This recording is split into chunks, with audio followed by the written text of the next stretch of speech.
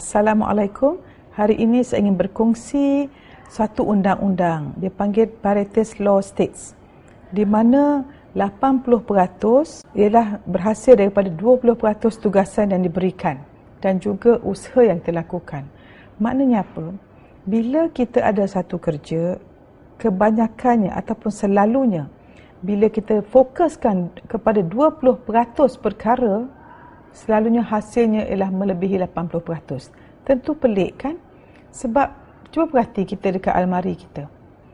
Ada undang-undang ni pun sama, di mana mereka perhatikan kebanyakan manusia menggunakan 80% daripada baju yang mereka ada. Manusia menggunakan hanya 20% daripada baju yang mereka ada dalam masa 80% kehidupan mereka. Ini sangat-sangat diperhatikan dalam semua situasi. Jadi hari ini saya nak kongsi dua cara bagaimana kita ingin melakukan sesuatu dalam masa yang lebih sedikit. Ya, kita ada masa yang sedikit tapi banyak kerja yang harus dilakukan. Maka dua strategi. Yang pertama ialah kita tuliskan senarai pekerjaan yang harus dilakukan. Kemudian kita pilih yang penting yang boleh menghasilkan 80% daripada keputusan. Mungkin saya ambil contoh ya. Kita dekat dapur, kita nak masak banyak perkara. Mungkin kita nak kopek bawang, mungkin kita nak blenderkan cili kering, mungkin kita nak belajar resepi. Baik, kalau kita bahagikan semua ni pada tiga kekuatan yang sama, tentu tidak bijak.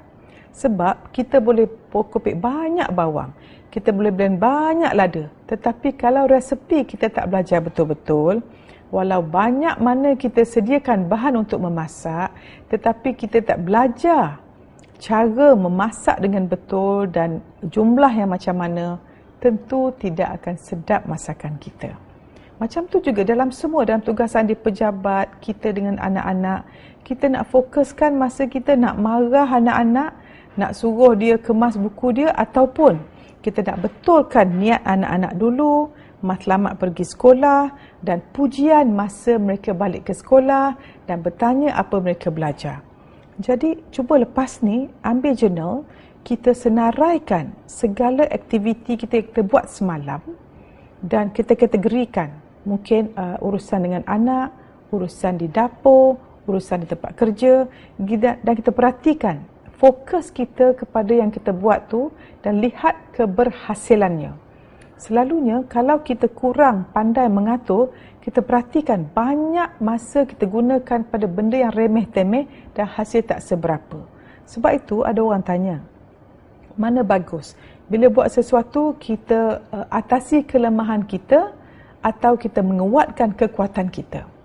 Pada pendapat saya, kalau kita mengambil tenaga, menggunakan tenaga untuk mengatasi kelemahan kita, kita daripada bawah naik atas sedikit saja, jadi normal. Tetapi kalau kita dah kuat, tenaga yang sama mengatasi, memperkuatkan kekuatan kita, kita akan cepat naik tinggi.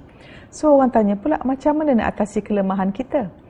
Kita upah seseorang ataupun kita ambil orang yang lebih baik buat benda tu daripada kita dan kita suruh dia buat tu, dan kita lihat orang yang tak pandai buat tu, kita tolong buat kerja dia yang kita pandai, dia tak pandai.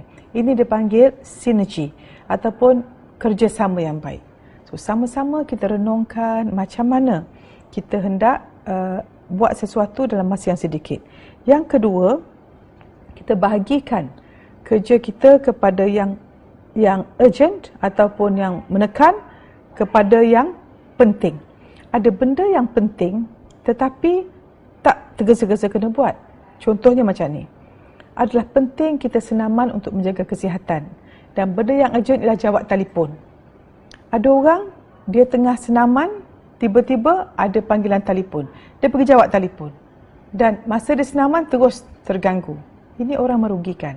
Sebab tu orang yang bijak, dia akan off handphone masa dia senaman, dia fokus kepada senaman.